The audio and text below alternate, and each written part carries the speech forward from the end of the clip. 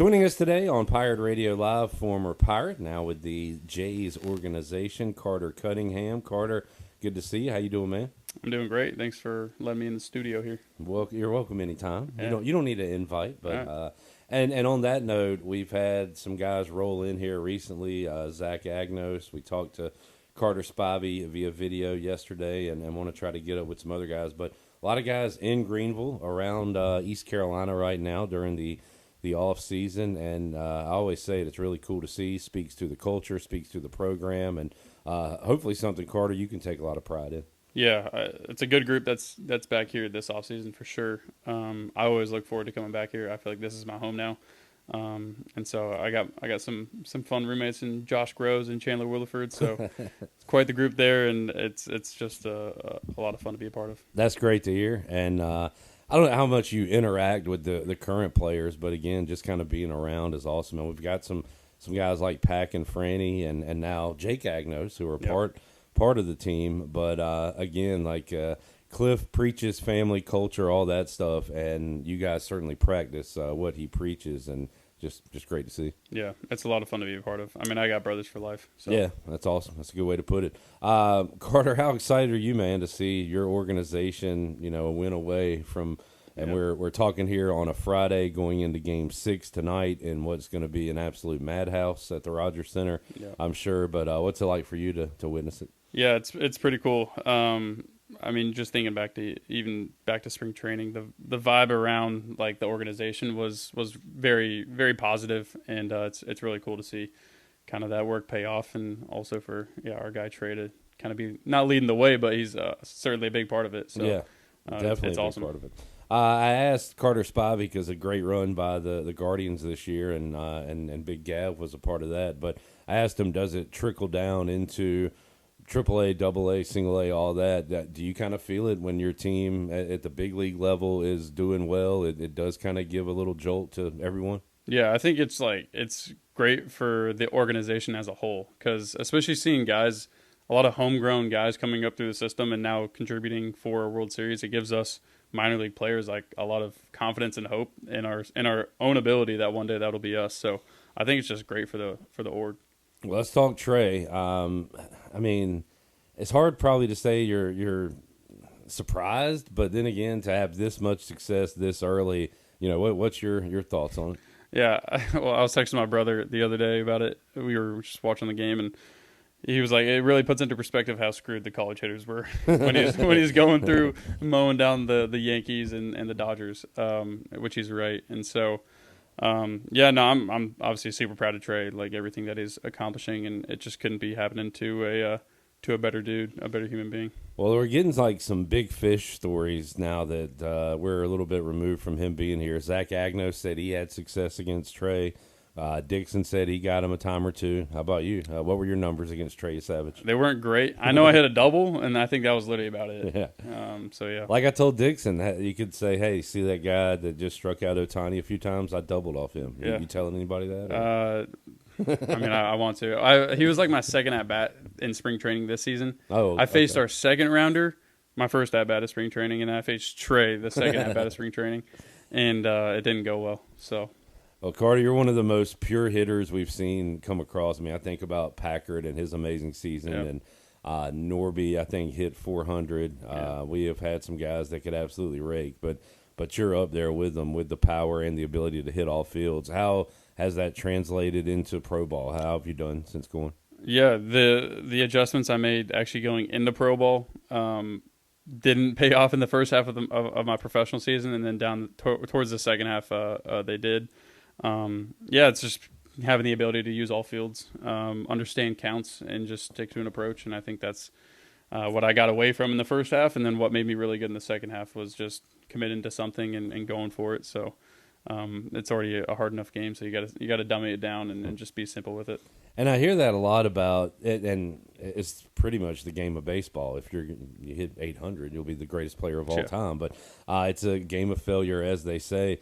How do you, and I think I know this answer because, I mean, you've talked about your faith and you've got an amazing head on your shoulders outside of baseball, but do you ever get down, like when am I good enough for this? Those kinds of thoughts, do they creep in, or do you just know that if you keep pushing, you're gonna hit the baseball? Yeah, I mean it's easy for me to say like baseball is not my identity. My identity is in Christ, and that is true. And those 0 for 4 games, when you're going back to your apartment by yourself and you're just in your own head and you're in your own thoughts, and I think those nights are okay because like I'm passionate about the game of baseball, and when I don't do well, like I'm not going to be happy about it. Mm-hmm. It's just showing up the next day. Like it's literally showing up the next day with the right mentality of, okay, regardless of 0 for 4 or 4 for 4 last night, it really doesn't matter because what is happening in this moment today is the only thing that matters. So if you can kind of take that moment to moment obedience really of just staying present, that's huge. So yeah, I mean, you take it serious, obviously, but it not being the end all be all, do you think that has helped your success where you don't put too much pressure on yourself? You know what I'm saying? Yeah, I mean, there's freedom in that for me, like knowing that, I'm loved by Christ and that like this game it's literally that. It's a game, and the story's already written. I know Coach Godwin talked about that, but truly like I don't know. For me, I try to have like an eternal perspective on what really matters, and this life is going to go by like that, and baseball career is going to go by even quicker than that, and it'll be done. And the Boston Celtics coach, I love that guy, Joe Mazzulla, I think his name is. Yeah.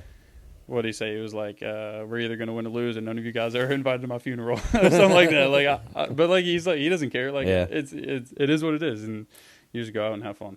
And like Joe Mazzulla and like Cliff Godwin at times, even when things are going well, he can get on you, and there's things to work on. And I know you bust your tail to get to where you are today, Carter. So how about that part of it, working hard, the focus, the attention to detail?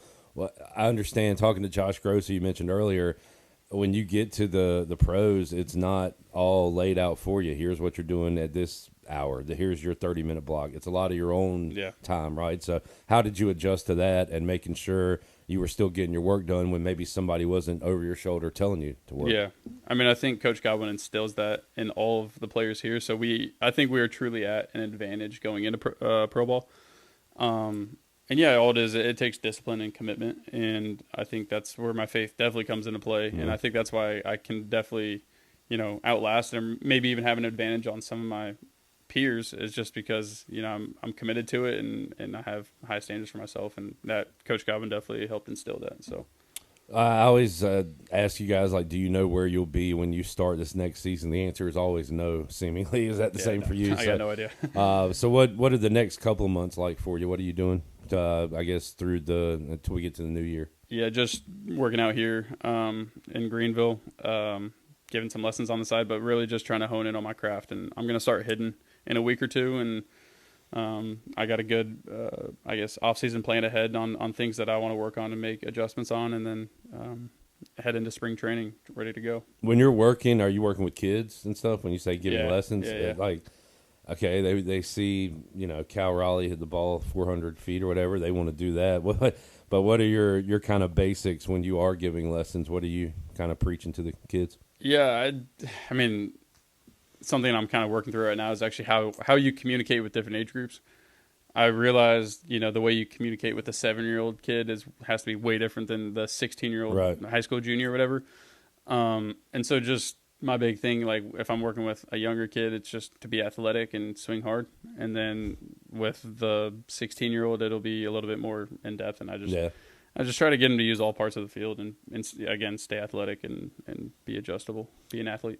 Yeah, the all parts of the field thing is, again, I hate to compare guys, but just seeing you in the left-handed batter's box a few years after Packard, I had flashbacks. And there's an art to that too. How do you kind of explain, taking the pitch and the outside, hitting it to the left side, whatever? How do you because guys want to just rake and pull home runs and everything, which is cool. But when did you start knowing that, hey, if I could do that, I could make it in the pros? Yeah, I think the thing that works for me is it's really just being comfortable, like hitting out front and also catching a little bit deeper. When I catch it deeper, it's going to go to left, and when I catch it out front, hopefully I elevate it and backspin it to right. And everybody cheers because it's a home run. So it's just understanding contact points for me, and I'm not being late to a fastball. I mean, like be on time. I could literally go on about this all day, but just the middle fastball is the only pitch that exists for me until I get to 2 strikes. And then once I get to 2 strikes, then sure I'll sit off speed. But for me, it's like, don't be late to that middle fastball. I wish you and Groves and especially Carter Spivey could tell these freshmen coming in at ECU that, hey man, you're not going to hit 400 and be an All-American your first year, because you guys go through your downs early and then just something clicks and boom, you take off. But a lot of you guys have experienced that, and is that something you try to relay? You got to relay it to yourself sometimes in the pros too, right? Yeah.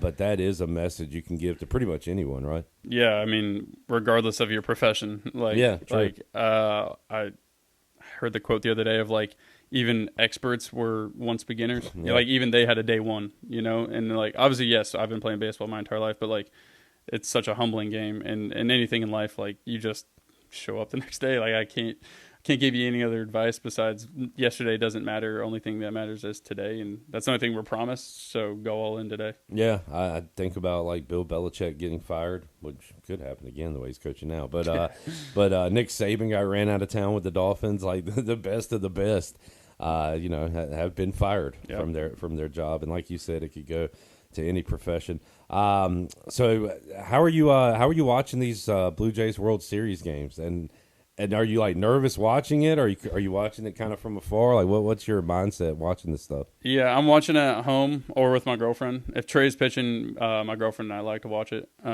Trey's a big fan of my girlfriend. My girlfriend's a big fan of Trey. So I'm nervous when Trey's on the mound, I guess.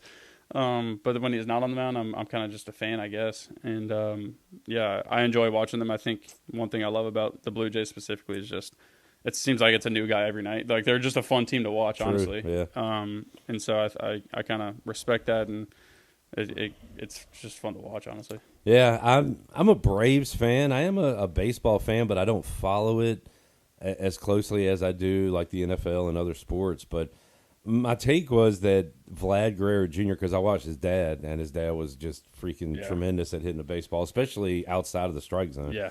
But up until this playoff, and he did get the big contract, but I was wondering, has he kind of lived up to the name?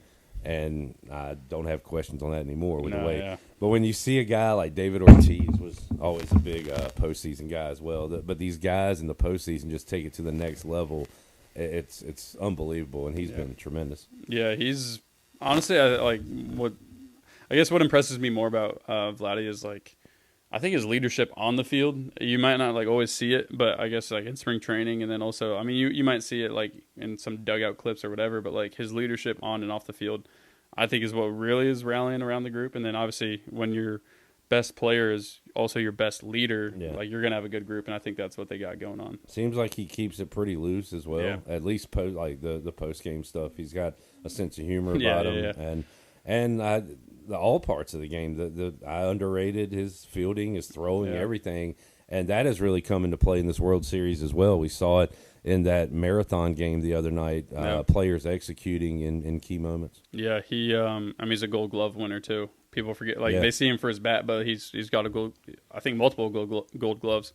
And so everything kind of matters, and the Blue Jays are a good defensive team too. So it's been fun to watch, and as a Dodgers hater, anybody that can bring down the big bad Dodgers, but they do have some very likable guys. I mean, it's incredible to watch what Shohei does. I'll always be a Freddie fan. Mookie Betts tremendous, and to see Trey mow these guys down, and to see the Blue Jays being one win away is pretty impressive, because this Dodgers team is like one of the best ever assembled. Right? Yeah, it feels like it. It feels like an all-star team. You know, you're going up, especially their top 3 hitters they're literally Hall of Famers. So, to see Trey kind of mow them down too was even better. What else you watching in sports? Who are you a fan of? Remind me again. I grew up in California, so I'm more of a Chargers, Anaheim Ducks. I'm actually an Angels fan. I grew up an Angels fan. I mean, they're way out of it. So I haven't been watching hockey. I was a hockey player growing up, but I need to get back into that, because for me is the most fun sport to watch. Well, real quick, I think the Commanders' only good win this year could be at L.A. against the Chargers. Yeah. I'll have to celebrate that one all off season, Yeah. unless we win another freaking game. Yeah. So when did you play? What ages did you play hockey? I grew up. So growing up in California, I went to school with the captain of the Anaheim Ducks at the time. His name was Scott Niedermeyer. Yeah. Okay. Me and my brother are the same ages as. He's got 4 boys, but his 2 oldest boys were me and my brother's age. And, Wow. When my dad went overseas, we were just hanging out at the Niedermeyer's household, and they kind of taught us hockey, and so that was kindergarten, and I played up until freshman year of high school. I broke my collarbone one tournament. I think that was 8th grade though, and I was like, I'll stick to baseball. I was going to ask any thoughts on going next level, but that was pretty much the end of it. Yeah, that was the end of it right there. Were you better at hockey than baseball, or were you always better at baseball, you think? I wasn't good at both growing up. Yeah, that's tough. I don't know. I think I liked. To this day, I love playing hockey more than I do baseball, honestly. I think it's just such a fun sport. I honestly haven't played in a while, so I can't really say that. But, I wasn't great at either. My brother was really good at hockey, so that was kind of his thing, and then I stuck to baseball. Well, when did you get good at baseball? Still not good. Are you good? Are you ever going to be good at baseball? No, I don't know. Probably junior year of high school. Yeah. And then from there, kind of just have been developing. But I was the smallest kid growing up. Right. Up until when did you hit junior your spurt? Going into junior year, yeah, I was like 5'7" my sophomore year. So I was waiting for the growth spurt, and then once that happened, I think because I was always kind of like a smaller player, I had to be, in order to like keep up, I had to be like mechanically, like fundamentally sound. And then I had my growth spurt. So then you take like good mechanics. Now I have the size, and I think that's kind of when I became a good player. Were you doing all the travel ball stuff? Yeah. Okay. Yeah. When did were schools looking at you before your junior year at all? Or? No. So that came on pretty late. Yeah. I got the opportunity. Zach and I grew up together. He was always like way better than me at like almost everything. Never golf though. I got you there, Zach. But there was a couple summers where like, I wasn't even on the top team and doing travel ball. So like when everybody's getting recruited, I was at the time just not good. So it was a long time coming. And then that junior year I shot up, and Ross Steedley from Gardner Webb reached out, and it was either there or George Mason. And George Mason was like 10 minutes from home. So I wanted to get 7 hours away from home from my parents. So I picked Gardner Webb, but I think Ross Steedley is actually the hitting coach at App State, who they played last weekend. How'd it go from Gardner Webb to ECU? Diagnosis. That's they put me in contact with Coach G, and just tried to do everything in my power to. They put in a good word, but then I had to go out and perform, and I wouldn't be here without the Agnos family. Yeah, you're known for your ability on the field, and also the crazy walk-up music and stuff like that. And is that part of you, just the personality, the sense of humor, the whatever? Yeah, the crazy walk-up music was from JUCO. When I was in Florida, I had a couple Latin teammates there that put me onto that stuff. And so, a white guy just rolling down there, and then coming into Greenville, North Carolina, I thought I'd bring it with me. You had to bring it to the Caucasians. Exactly. We appreciate it. Exactly. Culture. Exactly. Carter Cunningham joining us. Maybe it's because you're not at ECU anymore, and I don't know, but I haven't seen as much of your dad on social media. That's good. Were you able to get him off of it? I know he's still on. I still see his tweets, but he also has a good sense of humor and personality. No, he does. I don't have Twitter. I got off of it a while ago, but I've seen some of them. Or sometimes like my buddies will send me one of his tweets, and they're good. So I'm glad to hear that it's kind of toned down a little bit. Yeah. But I think I talked to you one time and asked you about him out of the field, and you were like, "Please tell him to get off Twitter."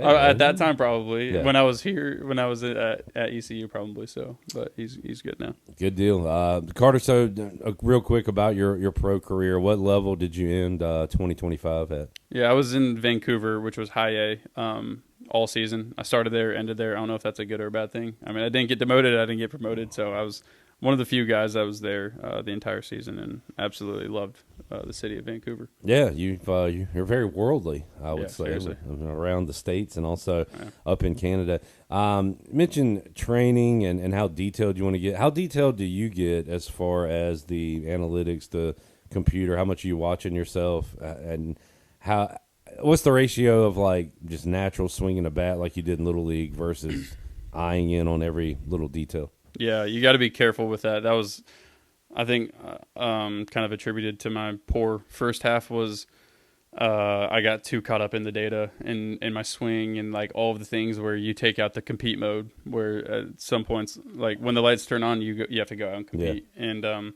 I think I lost feel of that, so it was kind of a wake up call. And now even heading into the off season, we still have access to all this data and all this stuff. And so at some point, like there's a time for everything where I need to be super detailed and fail because I'm trying new things. And then there's other times where, it's just try to go hit the ball as far and as hard as possible.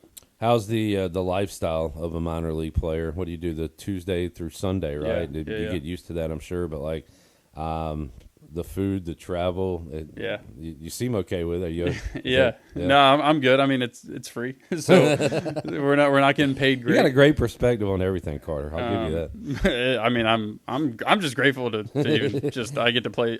The fact that like the Toronto Blue Jays are writing my paychecks, like, come on. That's not bad, dude. Yeah, that's pretty cool. I'm not a lot of people can say that. Yeah. So, but that stuff is good. The only downside to being in Vancouver was like the bus rides were really far, and you had to go through the border every single time. And so we didn't really have that off day on Monday. Like we played Tuesday through Sunday, but Monday was usually a travel day. Right. So it's like we literally don't even get an off day. And I don't know the geography that well. I know they're in the Western Conference in hockey, so I'm assuming they're out west. Yeah, they're like north of Seattle. Gotcha. So we're like 2 hours from north of Seattle. One more thing. Oh, the body. I mean, you like you're in great shape, but do you feeling any aches or anything? How you doing from that side? I feel great. Yeah. And Jesus healed my knee before the season, which was awesome, obviously. And so lasted. I think that's why I was talking to Chad Tracy about this the other day. He was at the field, and I saw him, and he put it perfectly. He was like, "You got to outlast him." Like sometimes it's not even about the skill, it's not about the talent. It's like, can you stay healthy enough to outlast the best? Everybody? Ability is availability, or whatever. Yeah, that's what they said in spring training. I thought that was like I was like, yeah, sure, whatever. And then I was like, you get into the season, then like half the team goes down at some point, and I was like, dude, like. That's extremely true. Like just being able to run out there and perform. Where they got you playing in the field? A little bit of I used to say a little bit of first. Now it's like a lot of first and a little bit of outfield. So probably 4 or 5 out of the 6 are at first, and then I'll get 1 or 2 in the outfield. That's another thing that ECU baseball prepares guys for, right? Because you guys are very versatile where you play, and Cliff doesn't mind switching up and probably helps you for the next level. Yeah. I mean, the versatility is everything because you never want to like be limited as to like where you can play. So if I could get to the point where I could play all 3 outfield positions and first, I'm giving myself almost half the field to play in. So you got the speed to play center.